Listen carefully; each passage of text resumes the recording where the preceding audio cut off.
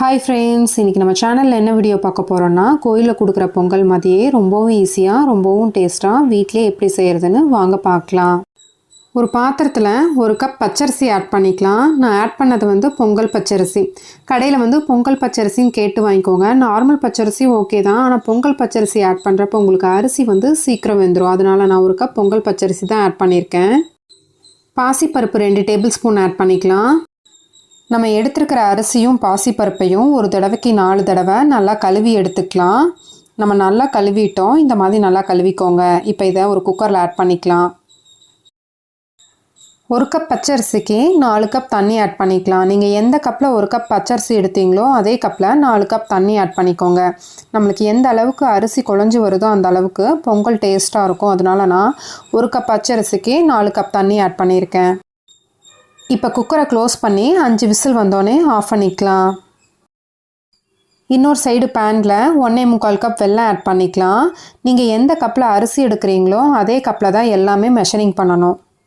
நான் ஸ்வீட் ரொம்ப ஜாஸ்தியாக எடுத்துக்குவேன் அப்படின்னு நீங்கள் நினச்சிங்கன்னா ஒரு கப்புக்கு 2 கப் வெல்லம் எடுத்துக்கோங்க. நார்மலாக தான் சாப்பிடுவேன் அப்படின்னா ஒரு கப்புக்கு 1.25 கப் எடுத்துக்கோங்க.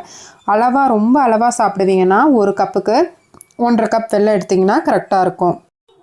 1.25 கப் வெல்லத்துக்கு 3/4 கப் தண்ணி ஆட் பண்ணிக்கிறேன். வெல்லம் கரைஞ்சா மட்டும் போதும், அந்த அளவுக்கு மட்டும் மிக்ஸ் பண்ணிக்கோங்க. செய்கிறப்ப சிம்மில் வச்சுக்கோங்க, ஆனில் வச்சு கம்பி பதத்துக்கு காய்ச்சிடாதீங்க. இந்த அளவுக்கு, அதாவது வெல்லம் மெல்ட் ஆனால் மட்டும் போதும். எதுக்கு மெல்ட் பண்ணுறோன்னா, ஏதாவது தூசி குப்பை இருந்ததுன்னா வடிகட்டி சேர்த்திக்கிறதுக்காக தான். இப்போ அரிசி நல்லா வெந்துருச்சு, பார்த்திங்கன்னா தெரியும். இந்த அளவுக்கு நல்லா இப்படி மசிச்சா நல்லா குழஞ்சி வரணும். அந்த அளவுக்கு ஒரு கரண்டியால் நல்லா மசிச்சு விட்டுக்கோங்க. ஏன்னா நம்ம வெல்லம் ஆட் பண்ணிட்டோம்னா உங்களுக்கு சாப்பாடு முழுசாக அப்படியே நிற்கும். நம்ம இப்போ வடிகட்டி இருக்கிற வெல்லத்தை இதில் ஆட் பண்ணிக்கலாம். கொஞ்சம் கொஞ்சமாக ஆட் பண்ணலாம், ரொம்ப ஆட் பண்ணிட வேண்டாம். ஏன்னா ஃபஸ்ட்டு கொஞ்சமாக ஆட் பண்ணி நல்லா மிக்ஸ் பண்ணி விட்டுக்கோங்க. கண்டிப்பாக வெல்லத்தை இது மாதிரி நல்லா வடிகட்டி ஆட் பண்ணிக்கோங்க. வெல்லத்தை வடிகட்டி ஆட் பண்ணலைன்னா உங்களுக்கு அதில் மண் தூசி ஏதாவது இருக்கும். அதனால தான் இப்படி வடிகட்டி ஆட் பண்ணுறது. இப்போ மீதி இருக்கிற வெல்லத்தையும் ஆட் பண்ணிக்கலாம்.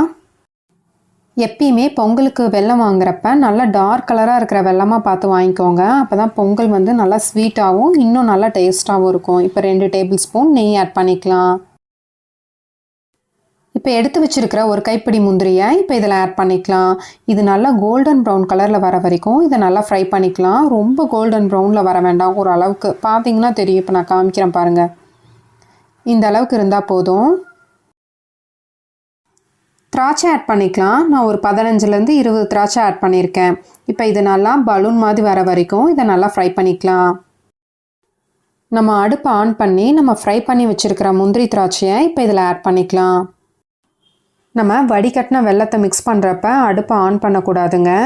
நீங்கள் அடுப்பை ஆன் பண்ணி அப்போ செஞ்சிட்டிங்கன்னா உங்களுக்கு பொங்கல் ரொம்ப கெட்டியாக வந்துடும். இந்த டைமில் தான், அதாவது இப்போ நான் ஆட் பண்ண பார்த்தீங்களா அடுப்பை ஆன் பண்ணிக்கலான்னு, அந்த டைமில் தான் நான் அடுப்பை ஆன் பண்ணி மிக்ஸ் பண்ணிக்கிறேன். மிக்ஸ் பண்ணுறப்ப சிம்லேயே வச்சு செய்யுங்க, ஆனில் வைக்க வேண்டாம். ஏலக்காய் தூள் ஆட் பண்ணிக்கலாம். நான் 7 ஏலக்காய் எடுத்து சர்க்கரையோட, அதாவது ஒயிட் சுகரோட நல்லா பவுட்ரு மாதிரி பண்ணி வச்சுருக்கேன். இப்போ இதை தான் ஆட் பண்ணிக்கிறேன்.